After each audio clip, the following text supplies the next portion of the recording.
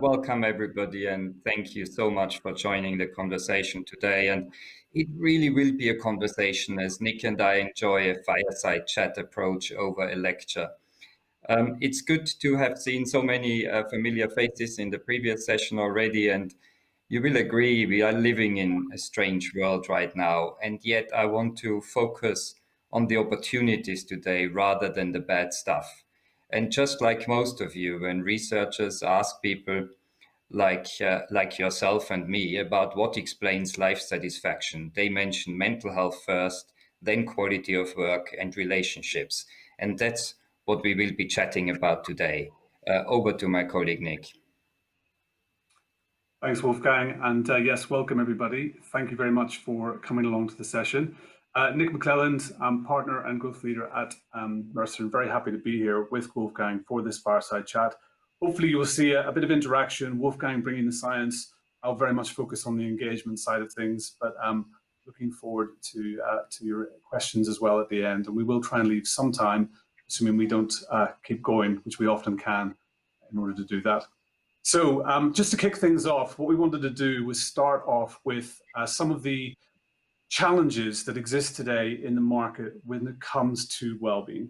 And I think what I would say up front, we're all here and we are the choir, so to speak, because of course we're all here because we're passionate about well-being and well-being in the workplace.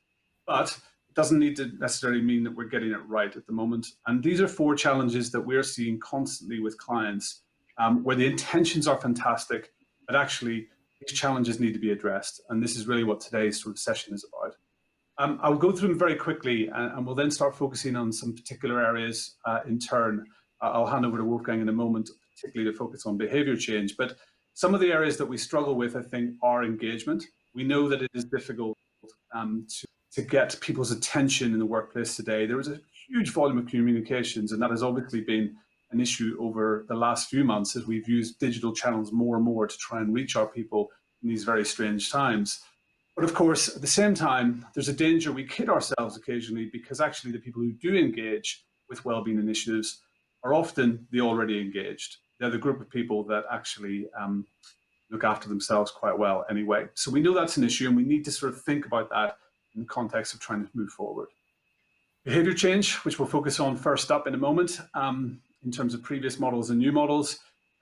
Realistically, have we seen significant shifts in employee behaviours as a result of the initiatives and strategies that we've put into place over the last couple of years? I'm not so sure. And there's some good reasons for that we're going to delve into a little bit today. But, we think about things like fruit around the office. We think about things like gym memberships and others that are in the marketplace today. There's a big difference between offering these solutions and people eating the fruit or going to the gym. And that's where we want to kind of think about. There's a lot of noise. I'm not going to dwell on that, but the fact that we've got so many sessions, so many solutions, so many opportunities to discuss well-being is a good thing. But if we try too much, it can sometimes create noise for our people. And ultimately, does it all fall down if the workplace culture isn't right?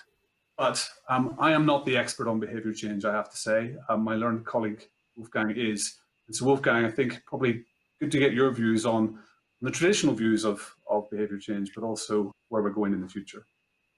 Yeah, that's very kind of you, Nick, and I shall echo your skepticism and just sort of highlight from a psychological point of view that when you look at what people are trying to achieve, the genuine desire that people have to get healthy isn't translating into results.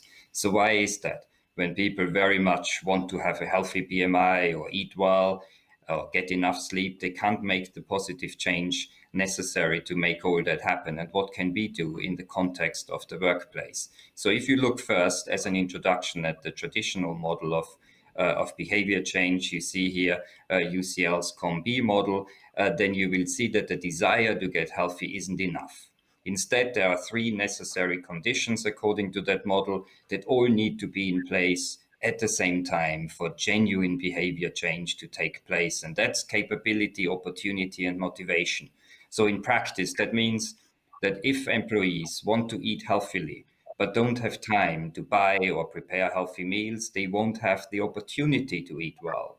If they want to improve their mental health, but inadvertently continue to do things that undermine it, they won't be able to boost their emotional well-being until they develop that particular capability. And if they want to use the gym but are hesitant to go to the gym because everyone there is already fit and toned, their motivation to work out will also be diminished. So the COM-B model has got a lot of strength and explanatory power, but also some limitations. And it is not enough on its own, as everyone will know who tried to lose weight several times. So, Nick, I know you found that this model is too mechanistic. So, what challenges would you pose?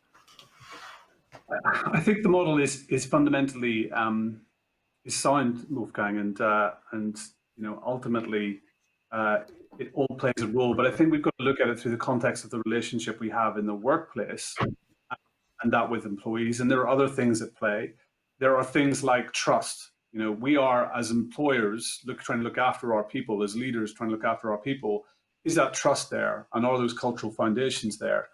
Have we considered the way that our behaviours have shifted even in the last 10 to 15 years, particularly because of the influence of technology in our lives, and things like habit formation, I think, are really interesting new areas. And of course, thinking about the psychology of people, not least during the kind of current pandemic, but in terms of how people's personality influences their ability to digest information and so on, which we'll touch on later. I think all of these factors are playing more of a role than ever. And so whilst the model is sound, I think that we have to make sure we're continuing to adapt given the new ways of working that we're in, but also how our lives change in every minute at the moment. Yeah, these are really good points, and science agrees with you, particularly with regard to context and its role in habit formation that you alluded to. So let me use an extreme example that highlights the role of context and environment in drug taking by US veterans returning from the Vietnam War. Very, very memorable example. During the war, they spent a lot of time in barracks of Vietnam with very little to do, and since opium was easily available, a huge number developed a drug habit, feeding their cravings excessively on a daily basis when they felt bored or depressed. Needless to say, we do have the opioid crisis as well in pain management right now. When those soldiers returned to the US, conventional wisdom in medicine would have it that their drug addiction will be stable and quite a burden, and they will carry on with their opium addiction. But surprisingly, over 90% stayed clean and didn't have heroin cravings. So what happened? What was different? The difference were the contextual cues. They met different people, were back with their loved ones, had no longer easy access to heroin. They were less bored and probably less stressed. So we call it frictions, frictions that were putting them off from performing a certain behavior, like finding a drug dealer, injecting instead of inhaling, getting into the relevant subculture in the US, different friends, different environment.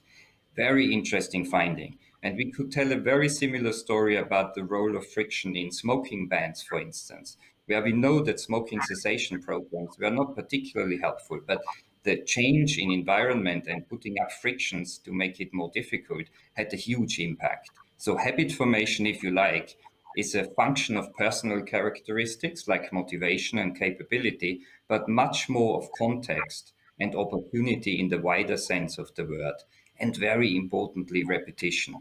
What many of us contemplated during lockdown was how to kick bad habits and start good ones. Similarly, when organizations want to reinvent the way we work, behavioral sciences can help us seize the moment right now. Just think of another bad habit we like to really brush under the carpet in this country and in many other countries. The lovely drinks after work, which turned into drinks during work now and got out of hand for some during lockdown. Hence, alcohol problems have gone up significantly during lockdown, and you probably want to check if your EAP is ready to deal with that issue. So I think we should now talk about the habits on slide 4, Nick. Yeah, I mean, habits obsess me at the moment, as you know, Wolfgang, and I think that I'm fascinated particularly about how technology has shaped habits over the last few years. But you've rightly mentioned lifestyle habits. We talk about things like about drinking epidemic, smoking. It could be caffeine in the morning. We have all got habits in our lives. I walk to the same coffee shop and have the same coffee every morning on the way to the office. And at the end of the long day, the trigger in this case, which we'll come on to on the loop in a moment, often leads me to popping a cork and to getting a reward, in this case, of that endorphin hit from the wine. So I've definitely been victim to that myself during this lockdown period. He says, like, that's a new thing. I think that was a problem before for many people as well. But ultimately, this is a really interesting model. It's called a habit loop, and it's something that's been embraced by particularly social media companies to really addict us into their applications and technologies. It's very clever. It's based on this idea that there are certain cues or triggers that can force us into action, and as a result of that action, we get rewarded. And as a result of that reward, we tend to invest more. So in the social context of say, a Facebook or a LinkedIn or an app like that, Instagram's got incredible habit loops built into it. The trigger is often boredom. The action is often the scrolling through the newsfeed. And the reward is you finding something interesting that you like, that you want to share as a result. You want to comment, you want to tag, you want to invest time with the community and the friends. And that's the investment piece. As a result of that investment, it leads round to another trigger. And this time it's that little red dot at the top of the app icon, or the little notification that comes on your home screen. Whether you like it or not, subconsciously, consciously, you are drawn back in to clicking that button to find out what has happened. And guess what? You're kind of stuck in the loop as a result. Now, this is fascinating. It's not necessarily been used for good over the last 10, 15 years. And indeed, there's a Netflix special about this particular subject at the moment. But actually, imagine if we could harness this to think about triggering people into good savings habits, good mental health practices, good dietary or physical exercise habits. That's interesting. And for me, that's sort of new frontiers, really, in a way, when it comes to thinking about how we can shape behaviors. Because let's face it, the behaviors of the world have been shifted by the social media giants as a result of this particular mechanism in their technologies over the last few years. We want to kind of harness that for good. Yeah, fascinating stuff. Sorry, I interrupted you. I think what you're saying is that we only need good intentions to kick off the process of habit formation. But most people think that we need that willpower and hard work, like the Puritan thought. But in reality, behavior change is a different animal, if you like. And when you keep thinking about the behavior and you use your willpower, it becomes self-defeating, and you cannot resist doing what you weren't supposed to do. And instead, we should be setting up situations, as you said, around us to make behavior automatic, and get up in the morning, have a cup of coffee, but we don't think about how to make the coffee. We just do it. And that's habit formation, like driving a car or riding a bike. And you don't think about many of the complex behavior patterns after a while, unless something totally unexpected happens. So your brain is free to focus on that when you're driving a car and someone jumps into the road, because the basics are taken care of by your automatic habit, right? And the fun fact here is that 43% of our daily activities are actually habits. And a habit forms when we get a reward, and the reward makes us happy and excited. It's dopamine rushing through our brains. And then we need a stage of routine to reinforce the learning that of the desired behavior. And that sort of gets automated in the lower parts of our brain. And as I said before, we don't need to trouble our conscious thinking anymore in the frontal lobe, for instance, when we are driving. You know, if you think about what Mark Zuckerberg says, he only wears gray T-shirts to keep his mind free to deal with other more important things, as he says. So you could say somehow brain power is costly. At least in Zuckerberg's case, it's very costly, and habits are cheap. And so once they are established, you don't need any immediate rewards anymore, because the behavior has become so automatic. And the context, as you say, comes into play. What is the social context that triggers certain behaviors, at what time of day we are doing things, and so on. And a fun example for that is popcorn. When you serve people fresh or stale popcorn in the cinema, they eat more or less the same amounts that they always ate. But in the lab experiment, they don't, because people don't like stale popcorn, and taken out of context, participants become consciously aware of the taste of stale popcorn. So that really reminds us how important it is to also use friction to reduce bad habits and and to reduce friction to get into good habits. So think about your screen time as well. And we are talking about a screen-life balance nowadays in lockdown. So it might be a good habit to switch off at certain times, or put your phone to bed at 7:30 in the evening. And the only shortcuts you can make to learn a habit is to arrange your environment.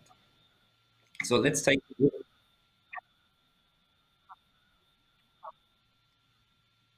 Okay, well, many thanks indeed, Wolfgang and Nick. That sounded like a fantastic presentation and lots to think about there. So thank you very much for your time. I just wondered if we could run to a couple of questions that we've had in from the audience. And one is around, we're suggesting even that there might be a spike in post-traumatic stress disorder as a result of the COVID crisis. What are some of the ways that employers can deal with that? Yeah, PTSD is certainly something that will raise its ugly head, particularly for frontline workers, but also for people who went through traumatic grief and so on. And there is an issue with screening for PTSD, as you will probably get in touch with your EAP and find that not all EAPs feel confident in certainly not in diagnosing PTSD, but persuade them to show you what screening tools they have. Can they at least identify someone who is at risk and then refer them on to a clinical psychologist or psychiatrist in order to diagnose post-traumatic stress disorder? There's a lot of misconception about it. The tabloid press talks about PTSD immediately after an accident. That's not possible. We only diagnose PTSD after a month or so. And the symptoms are pretty clear. It's people's intrusive thoughts and night sweats, and they are still pondering about the issue beyond a month. And they have various very well-defined symptoms that we can screen for. And there are some good, simple tools for that as well. So that's what I would recommend. Okay, that's great. Thank you very much. And I'm broadening that out a little bit to corporate wellbeing programs more generally. What do you think is going to be the focus of those following COVID, or even during COVID still at the moment?